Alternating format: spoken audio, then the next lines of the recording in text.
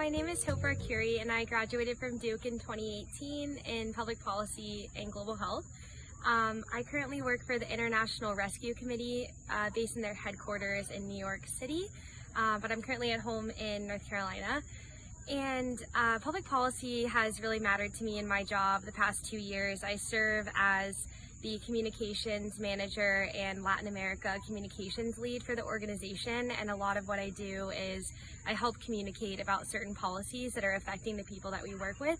For example, various immigration policies, including ones called Remain in Mexico and metering, which have been really harmful policies for migrants and asylum seekers who are trying to seek safety in the U.S.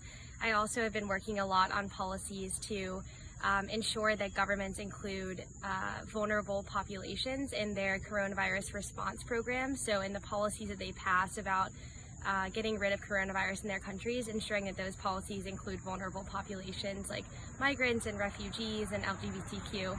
And yeah, I'm Arcuri, and this is why public policy matters to me.